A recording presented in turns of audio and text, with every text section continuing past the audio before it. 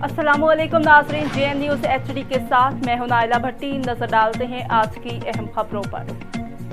मबरा Yunus advocate high court का कहना था कि अदालतों में होने वाली आई रोज़ हड़ताल और तालाबंदी की मैं पुरजोर मजम्मत करती हूँ। पाकिस्तान का निज़ाम इंसाफ और आए रोज़ वकील हजरात की हड़ताल, साइलिन परेशान। इंसाफ में पाकिस्तान दुनिया के 140 ममालिक में से 130वें नंबर पर है।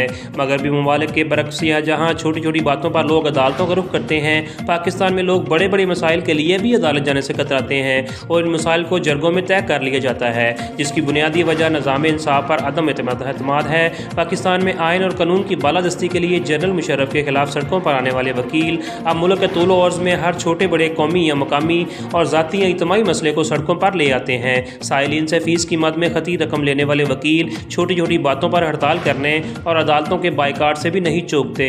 जनरल मुशर्रफ के खिलाफ कामयाबी के बाद क्या वकीलों ने सड़कों पर एहतजाज को ही हर मसले का हल समझ लिया है? आए रोज़ वकला की हड़ताल की वजह से साइलिन और गरीब लोगों को जो नुकसान होता है, इसका एहसास वकला को नहीं। जब एक साइल अपने मुकदमा की बाबत किसी दूसरे शहर से अपने 3-4 गवाहों के साथ इतना लंबा सफ़र सफरी अखराजात के और फिर ट्रांसपोर्ट के इस बेहंगम निज़ाम में जगह जगह ट्रैफिक जाम होने के बावजूद अदालत में पेश होता है और इसको सिर्फ ये लफ्ज़ सुनने को मिलता है कि आज वकला की हड़ताल है और आप अगले माह की फ़लाँ तारीख को आइएगा, तो इसके पाँव के नीचे से ज़मीन खिसकने लगती है। और हड़ताल भी बिला जवाब और बगैर किसी अहम वाक़े की होती है।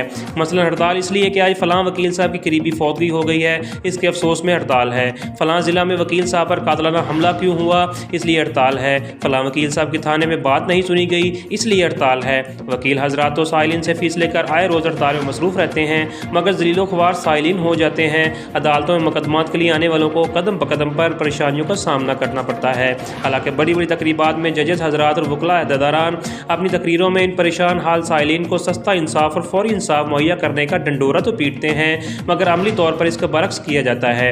मैं बहुत सी ऐसी फरीक मुकदमा को जानती हूँ कि इसने अपने गवाहान को दूसरे शहर से कई दफ़ा लाहौर बुलाया, मगर हर बार कभी जज साहब रुखसत पे तो कभी वकला की हड़ताल, कभी दूसरे वकील की मसरूफियात। और जब साइल अपना गवाह ला कर थक जाता है और उनके सफरी खराजात और एहसान के नीचे दब जाता है, तो इसने आखिर यही कहना कि वकील साहब या जज साहब, मैं 2 साल कबल जो इंसाफ लेने आया था मुझे तवक्का है कि ये 20 साल बाद भी नहीं मिलेगा।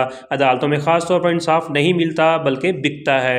मजलूम साइल ना जाने किस किस सितम ज़रफ़ी को यह सहता है। इंसाफ की तलाश में इसकी ज़िंदगी के ना जाने कितने ही माहों साल अदालतों के चक्कर लगाने में सरफ हो जाते हैं।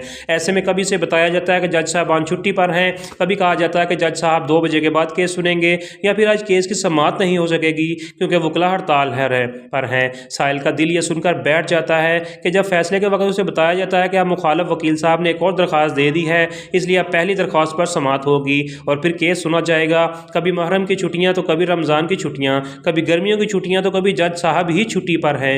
कभी जज साहब आने वाले अगले जज के लिए केस को नए सिरे सुनने के लिए छोड़कर तब्दील हो गए। नए जज साहब चूँकि अभी आए हैं, इसलिए केस को समझने में मज़ीद कई तरीके पड़ेंगी। ऐसे में अपने या मुखालिफ वकील साहब ने मुंशी भेज दिया कि इनकी तबीयत ठीक नहीं, अगली तारीख दे दें। यानी तारीख पर तारीख, किस्सा मुख्तसर, वैसे बात यहाँ तक ही रह जाती है तो अवाम और साइलिन अपनी किस्मत समझकर सब्र कर लेते हैं।